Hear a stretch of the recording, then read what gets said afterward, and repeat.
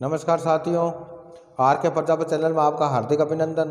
आज का जो हमारा विषय है कक्षा 10 गणित प्रश्नावली चल रही है द्विघात समीकरण की जो प्रश्नावली है 4.3 का हमने टोटल 3 क्वेश्चन सोल्व कर दिए थे। आज हमारा जो अगला जो क्वेश्चन है क्वेश्चन नंबर 4 क्वेश्चन को सोल्व करेंगे। एनसीईआरटी का सिलेबस है, राजस्थान माध्यमिक शिक्षा बोर्ड का जो टॉपिक है उसका अकॉर्डिंग हम इस क्वेश्चन को सोल्व करते हैं। इस प्रकार के जो क्वेश्चन होते हैं वो एग्जाम की दृष्टि से अति महत्वपूर्ण क्वेश्चन है। एग्जाम में इस तरह के क्वेश्चन पूछे जाते हैं। ये क्वेश्चन आपकी दृष्टि बोर्ड में पूछे जाएंगे। फिर आप जब कंपटीशन की तैयारी करते हो उस कंपटीशन की तैयारी के अंदर भी इस प्रकार के क्वेश्चन आते हैं। आयु से रिलेटेड क्वेश्चन आते हैं, किस प्रकार वो सोल्व करना है, किस प्रकार उनकी समीकरण बनानी है, समीकरण बनाकर किस प्रकार उसको हमें वो आंसर याद करने होते हैं। तो इसको समझने के लिए पहले हमें क्वेश्चन को समझना पड़ता है। क्वेश्चन क्या कहता है, क्वेश्चन समझ में आ गया तो आराम से आप सूत्र लगाकर आराम से उसका उत्तर निकाल सकते हो। जब तक आपका क्वेश्चन समझ में नहीं आता तो आप उसका आंसर नहीं निकाल पाते हो। अब जो आज का जो हमारा विषय है उसके अकॉर्डिंग हमारा जो क्वेश्चन है वो है प्रश्न संख्या 4। प्रश्नावली चल रही है 4.3 कक्षा 10 का है। प्रश्न यह कह रहा है 3 वर्ष पूर्व रहमान की जो आयु वर्षों में उसका व्युत्क्रम और अब से 5 वर्ष पश्चात आयु का व्युत्क्रम का योग 1/3 है तो उनकी वर्तमान आयु याद कीजिए।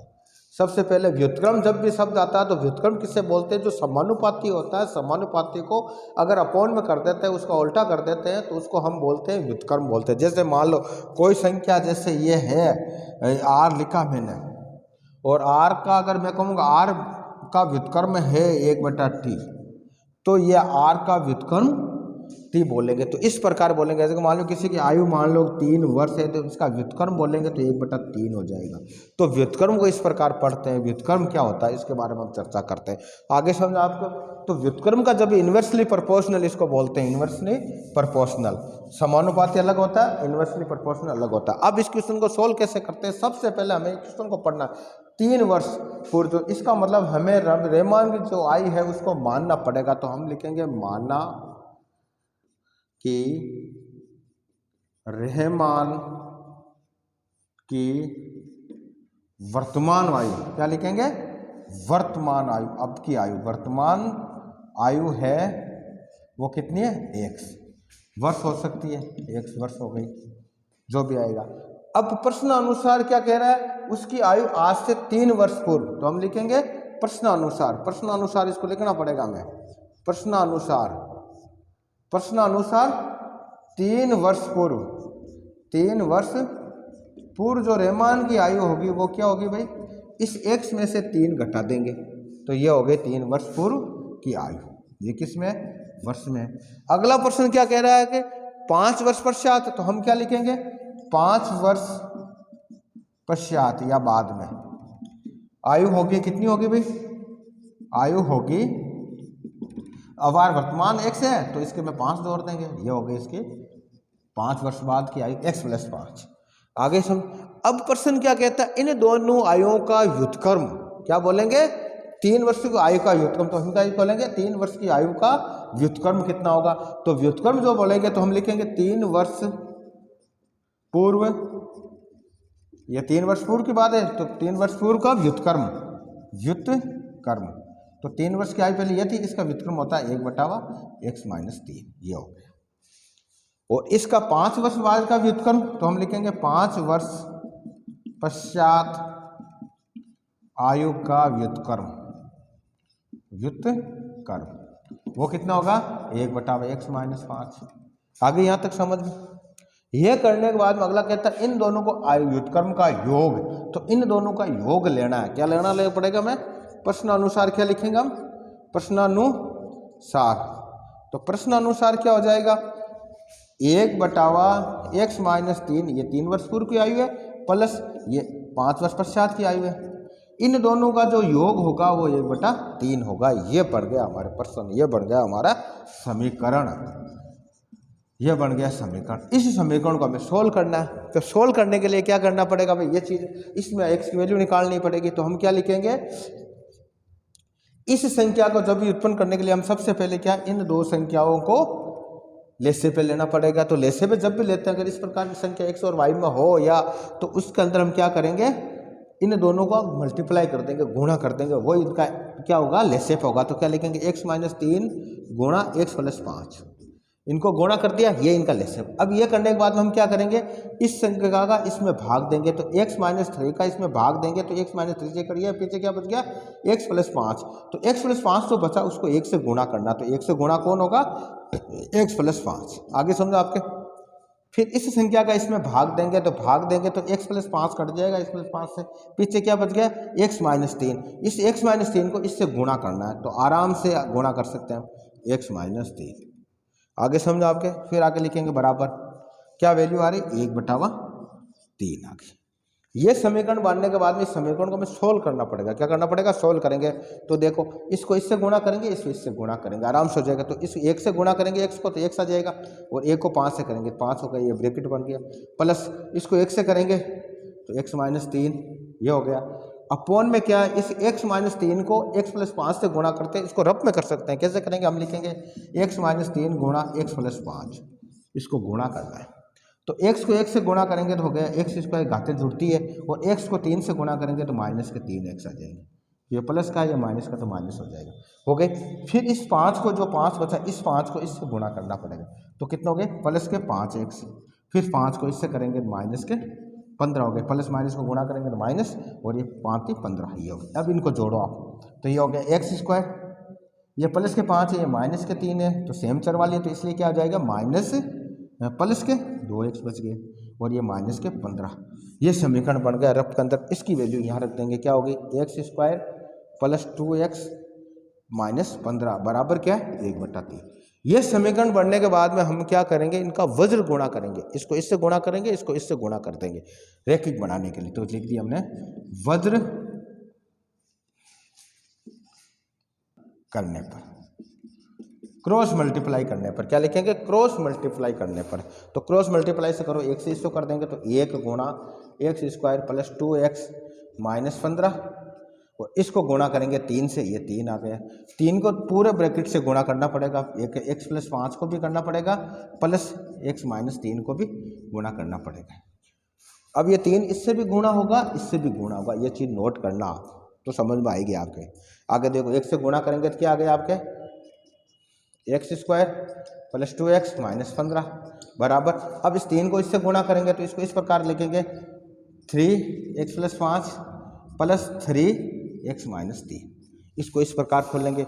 आगे इसको सोल्व कैसे करेंगे, देखो आप, इसको सोल्व करो आप, x square plus 2x minus 15, 3 को करेंगे 3x, 3 को इससे करेंगे तो 15, प्लस 3 को इससे करेंगे 3x, और ये प्लस को माइनस से करेंगे माइनस के 9।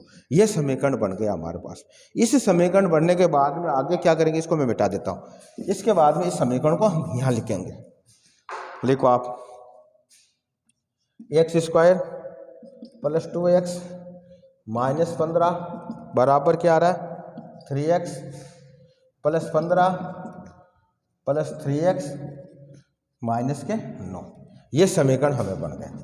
इस समीकरण में जो समान चर वाली राशियां उनको एक साइड में जोड़ देंगे, बाकी संख्या का पक्षांतरण करेंगे। देखो आप, पूरा समीकरण पक्षांतरण करने के लिए पहले इनको सेम करो, ये तो सेम है ही है, तो x स्क्वायर इसमें कोई जुड़ने वाला है नहीं, हम लिख दिया। इसके अंदर 3x और 3x ये सेम चर वाली है, इसलिए दोनों को जोड़ देंगे, तो क्या हो गया 6x, ये 15 क्या हो गया आपके 15, तो इसमें क्या है 15 प्लस के और माइनस के 9, तो पीछे कितने बच गए, 6 बच गए हमारे, तो प्लस के 6। आगे यहाँ तक समझ। अब इस संख्या का हम करेंगे पक्षांतरण, क्या करेंगे, पक्षांतरण करने पर, और पक्षांतरण करते हैं जो आप देखते हैं, जो संख्या को इधर उधर लेफ्ट और राइट में चेंज करते हैं, तो प्लस का माइनस, माइनस का प्लस, गुणा का भाग, भाग का गुणा हो जाता है, यह आप ध्यान रख लेना। तो इस संख्या को इस साइड में लाएंगे, तो लाओ पक्षांतरण करेंगे, x स्क्वायर है ये, 2x है ये, अब ये x इधर आ गया तो माइनस के 6 हो, ये 15 है ये माइनस के, और 6 को इधर लेकर तो माइनस के 6 हो गए, बराबर हो गए 0। अब इस समीकरण जो बना इसको आगे सोल्व करो आप, देखो ये 2x प्लस और ये माइनस, तो माइनस प्लस माइनस होते हैं, और पीछे कितने बच गए माइनस के 6x, 4x बच गए, ये माइनस के, ये माइनस माइनस को जोड़ दो, तो माइनस के टोटल कितने हो गए 21 हो गए, बराबर लिखो आप। तो लिखेंगे x square minus 4x minus 21 बराबर 0। तो ये बन गया हमारे द्विघाती समीकरण, क्या बन गया, द्विघात समीकरण बन गया।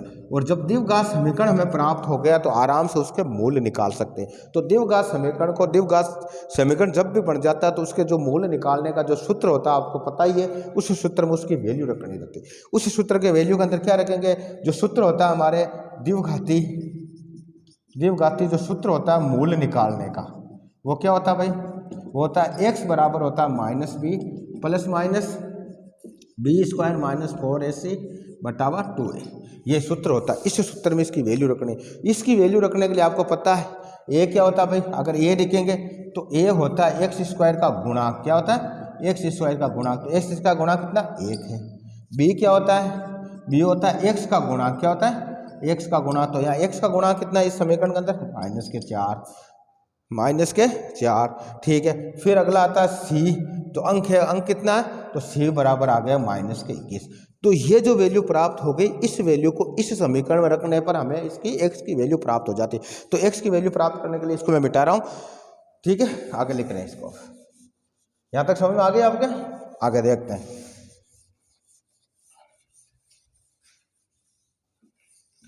अब जो वैल्यू रखते हैं समीकरण रखो हमारे सामने। तो समीकरण जो है x बराबर -b plus minus √b² 4ac बटावा 2a। तो इसके अंदर ब्रैकेट बना लो आप। तो माइनस के ब्रैकेट बन गया, ये हो गया, √ लगा दिया हमने, b का ब्रैकेट बना दिया, स्क्वायर कर दिया, -4 ये ब्रैकेट अपॉन में 2 करके ये ब्रैकेट बना दिया।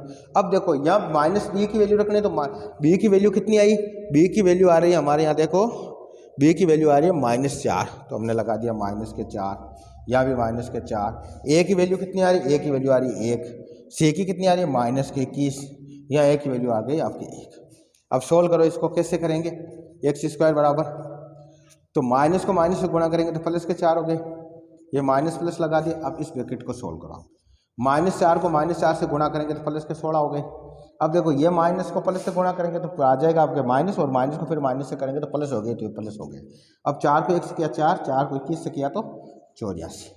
ये हमारा क्वेश्चन आ गया। बटावा अपॉन में क्या, 2, 2 को 1 से गुणा कर दो। अब इसको आगे सोल्व कैसे करने की, इस संख्या को जोड़ना पड़ेगा। जोड़ो आप, तो क्या आ गया, प्लस माइनस के ये प्लस के 4 प्लस माइनस √दिस। तो 16 और 84 को जोड़ेंगे तो 100 आएंगे, बटावा 2 आ गए। अब आपको पता है कोई भी संख्या का वर्गमूल लेना पड़ता है तो वो 0 से बड़ी होनी चाहिए। तो ये जो संख्या है 100, ये 0 से बड़ी है, इसलिए इसका वर्गमूल निकाल सकते हैं। और 100 का वर्गमूल जो होता है वो 10 होता है। कितना होता है, 10 होता है। किसी भी संख्या को उस संख्या से गुणा करेंगे तो उसका वर्ग बनाएंगे तो वो कहलाता है, जैसे 10 का वर्ग होता है 100 और 100 का वर्गमूल होता है 10। इसको थोड़ा कंफ्यूज मत होना आगे। तो कितना आएंगे, 10। और वर्गमूल हमेशा प्लस माइनस में आते हैं। तो लिखो आप, प्लस के 4 प्लस माइनस 10 अपॉन 2। ये संख्या हमें प्राप्त हो गई। अब इस संख्या के अंदर 10 को एक बार प्लस में रखना, 10 को एक बार माइनस में रखना। तो रखो आप, कैसे रखेंगे, तो हम रखेंगे x बराबर +4 प्लस के 10 अपॉन 2, और एक साइड में लिखेंगे x बराबर 4 माइनस के 10 बटावा 2। अब इसको सोल्व करेंगे, 4 और 10 कितना हो गए भाई, 4 14, 14 बटावा 2। इसको काट देंगे, 7 बार कटा तो वैल्यू आ गई 7। और इसमें वैल्यू क्या आएगी, x बराबर क्या आएगी, 10 हो गए, माइनस के प्लस के 4 तो फिर -6। इसमें 2 से काटेंगे तो कितनी बार कट गए, -3 कट गए। तो इस प्रकार हमें जो x की वैल्यू प्राप्त हुई वो एक 7 और एक -3। आगे समझे। अब माइनस के जो 3 है तो हमें पता आयु कभी भी ऋणात्मक नहीं होती है। माइनस में किसी की आयु नहीं होती है, तो जो आयु होती है वो धनात्मक होती है। तो धनात्मक वैल्यू लेने पर, क्या लेने पर, धनात्मक वैल्यू लेंगे तो x बराबर आ गया 7। इसका मतलब कितने वर्ष हो गए, 7 वर्ष हो गई। तो इसका मतलब, कहने का मतलब है रहमान की जो वर्तमान आयु है वो कितनी है, 7 वर्ष है। अब इस क्वेश्चन के अंदर ये क्वेश्चन सही है या गलत है, इसकी हम किस प्रकार अपने उत्तर की जांच करेंगे, तो आराम से इस 7 की वैल्यू इस प्रश्न में रखो। प्रश्न क्या कहता है, तो वर्तमान आयु कितनी है, 7 वर्ष है। तो 3 वर्ष पूर्व कितनी हो जाएगी, 7 में से 3 घटा दी हमने, 3 वर्ष कितनी हो गई, 7 - 3 बच गए 4। आगे समझ में। अब दूसरा कह रहा है 5 वर्ष बाद में, तो 5 अभी जैसे मान लो 7 है, 5 जोड़ दिए तो 12 हो गई। अब इन दोनों का व्युत्क्रम करेंगे तो कितना होता है भाई, व्युत्क्रम जो होगा इनका 1/4 होगा, और इसका व्युत्क्रम 1/12 होगा। इन दोनों का योग क्या 1/3 आता है क्या, तो सही है। अगर ये नहीं आता तो हमारा ऑपरेशन किया हुआ उत्तर निकाला हुआ गलत है। तो इसको सोल्व करते हैं। कैसे सोल्व करेंगे, देखो आराम से कर सकते हैं। 1/4 प्लस 1/12 सोल्व करो। इसको एलसीएम लेंगे, लेसे पे लेंगे, कितना आएगा 12 आ गया। ठीक है, 12 में से 4 का भाग दे दिया तो कितने 3 बार गया। 12 में 12 एक बार 1 से 1 गुणा गया तो 3 और 1 4, 4/12। इसको काटेंगे 4 के फावड़े से 1/3 तो वास्तव में 1/3 प्राप्त हो जाता है। तो इसका मतलब जो प्रश्न है उस प्रश्न को हमने याद कर लिया। तो अब मैं आप सभी विद्यार्थियों से मेरा अनुरोध है कि जो भी क्वेश्चन मैंने किया उसको समझना है, नहीं समझ आए वीडियो को दोबारा देखना है और ज़्यादा से ज़्यादा आप कमेंट करें, शेयर करें, लाइक करें। तो इससे क्या होगा, आपका जो क्वेश्चन आता है, आपको 10वीं क्लास में किसी तरह का कोई क्वेश्चन है मैथमेटिक्स में आपको समझ में नहीं आ रहा तो आप कमेंट में उस क्वेश्चन को डालिए। हम उस क्वेश्चन का वीडियो बनाएंगे, वीडियो बनाकर आराम से अपलोड करेंगे ताकि आपको इसको समझ में सकते। और फिर जैसे एग्जाम का जो टाइम आएगा, एग्जाम का जब टाइम आएगा तो हम इसका जो मॉडल पेपर है 10वीं क्लास के, उस मॉडल पेपर को हम सोल्व करेंगे। परीक्षा में किस प्रकार क्वेश्चन लिखेंगे, क्वेश्चन आएंगे, किस प्रकार उनका आंसर निकालने, किस प्रकार उनको करेंगे, सॉल्व करेंगे, तो किस प्रकार हम ज़्यादा मार्किंग ले सकते हैं। तो गणित के अंदर आपको किसी प्रकार का कोई डाउट हो, कोई भी प्रश्नावली का हो, आप आराम से कमेंट में क्वेश्चन डालें और उस क्वेश्चन को हम अपनी कोशिश करेंगे उस वीडियो को सेम डे या अगले दिन आराम से अपलोड कर देंगे ताकि आपको उसका फ़ायदा मिल सके। धन्यवाद।